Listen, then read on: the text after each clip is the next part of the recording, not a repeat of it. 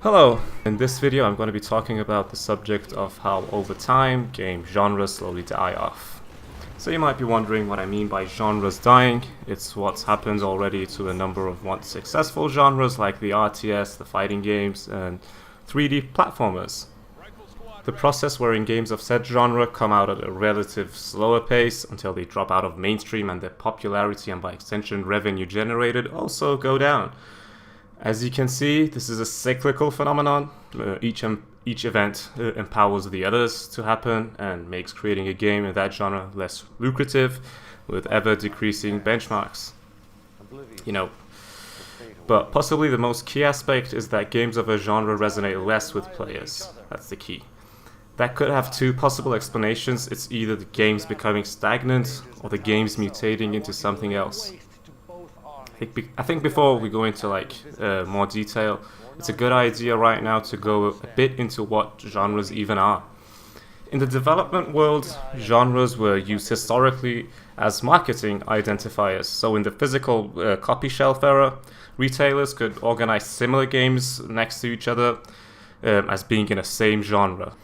It wasn't a technicality of design for them. It wasn't like a genre had some exact criteria.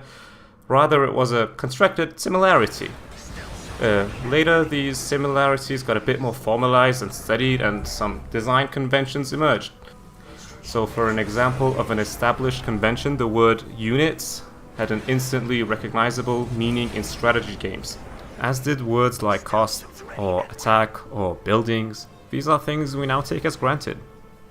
These conventions would later serve as blueprints for games, so every game genre was in effect a blueprint for a new game.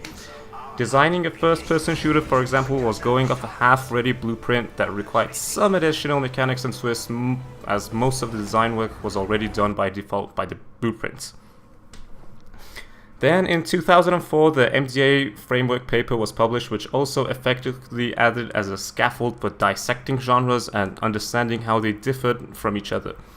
It also taught us how our original classification of game genres were a bit lacking in thoughtfulness. For example, we had classified a massive amount of games under the RPG genre. Anything that you roleplay as a character and have progressing mechanics like leveling can get called an RPG. Yet compare a game like Skyrim to Mass Effect and you can quickly see how different they are in what they provide and what people are looking for them when playing them. Skyrim is about exploration, character growth, and overcoming in-game and self-imposed challenges. Well, Mass Effect is about a cinematic drama and immersion in a new believable world. Now compare both of these to a game like Dark Souls for even more profound differences. Yet we call all of these RPGs because of our rather dated genre naming conventions. Fortunately though, we've had something close to breaking these down in the form of subgenres, which has been helpful incorporating a bit of the emotive core reasons of play that the MDA frame alluded to. So while Devil May Cry and Banjo-Kazooie may both be action-adventure games, we can tell their appeal apart with subgenres calling one a hack and slash and the other a platformer. Quantic Foundry, a research team specializing in analytics of games and gamers, have more recently also found a similar result in regards to what are the primary and secondary motivators for playing games. These breakdowns also reveal how, for example, a primary motivator like achievement is made up of two secondary motivators of completion and power, and for someone like me I scored 0 on completion but 34% on power. So far, we've understood that genres are really actually a collective of subgenres and that what we call genres are blueprints for game design. So where am I going with this, you may ask? Well, it's what's happened to a consumer and a developer level. At the consumer level, for a genre to die, what really needs to happen is for the subgenres to die, and that can happen one at a time. When you break down subgenres down to even further unnamed subgenres, this becomes more apparent. All it takes is for one type of game to either stop being made or mutate to another neighboring subgenre. What happens is that the former base of players will feel disappointed and slowly lose support in the genre as a whole. This is pretty much what happened to the RTS. More on that a little later. Just as a hypothetical thought experiment, consider a genre being composed of like 3 subgenres. And let's say each one has one big developer in the industry working on them. If one of those developers either stops or either knowingly or unknowingly switches to another subgenre, the base and fans of that subgenre are left unsatisfied with the whole genre, since they're not getting what they're actually itching for. And even if they go and try the other 2 competitors, a lot of them just won't like what they're getting. The key component of the cycle thus begins. A portion of the base are left unsatisfied and leave. And with it, a portion of the genre dies with it, leaving the entirety of the games in the category less attractive to develop for. So what about the developer side then? At the developer side, we have these design blueprints that have emerged from a number of fully developed games that are by definition different from the genre blueprint as they're, well, games, actualized. Developers can either stick to the blueprints and play it safe, which can lead to stagnation and eventual grumbles of reviewers, or they can try to be innovative, which is risky in its own. I don't even mean risky in the financial way, though it is that too, but risky in that it could just put players off from the fan base and make it out to be a worse game for them. When you put these 2 together side by side, you can realize how genres slowly die. Developers change things up, even if it's on layers not immediately obvious to players, which causes frustrations, which causes some leaving, which means lower sales. Lower sales is a negative signal of a reduced base, and so less money is invested and less games are developed in the genre. This right here is how genres slowly die. It's what happens with the RTS. Strategy games at their height in the early 2000s were the single biggest genre on the PC. What happened was that some franchises like Warcraft were done, they mutated into totally different genres. Others like Command & Conquer changed in fear of stagnation, which by the point they got to their last installment in the franchise, CNC4, the game was almost unrecognizable of having its roots in the previous genre. Their games moved from a single-player thematic RTS with relatively simple gameplay involving base building and amassing armies to an online multiplayer with an entirely different game system. Both are still RTS, but it now becomes obvious how a certain crowd were underserved and left the fanbase of RTS games entirely.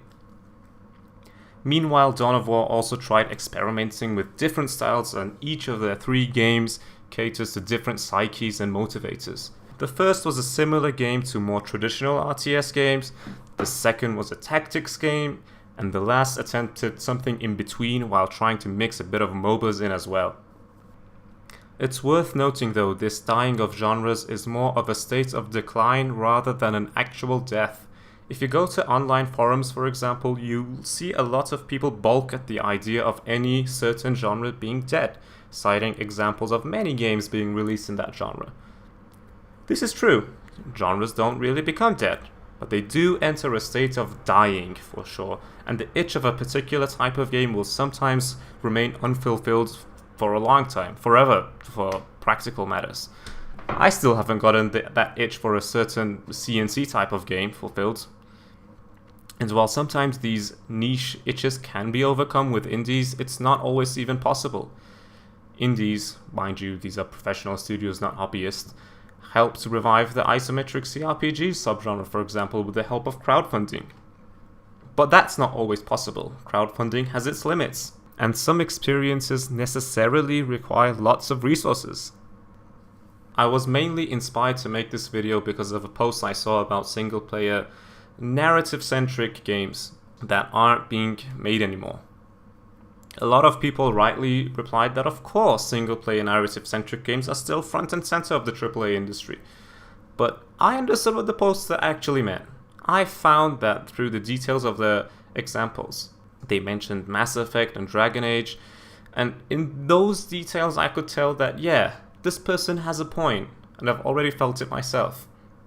When was the last time we had a single-player, cinematic, deeply narrative and immersion-focused game with a limited playing space, story-based choices, and relatively non-challenging gameplay being made?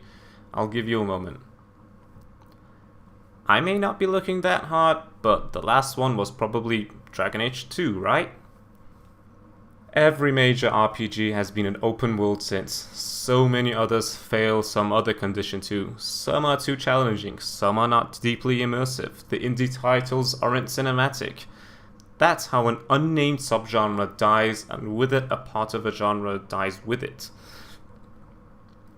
There are just so many combinations of primary and secondary motivators, places along the cognitive load chart, thematic settings, mood, pacing, presentation style, and aesthetics of play that it's easy for developers to miss out on some, and over time the blueprints that held these combinations would get less and less use until they are gone, leaving a hole in the desires of players and on the market. There's also one other factor in play here. Where do players' desires of these multiple factors converge?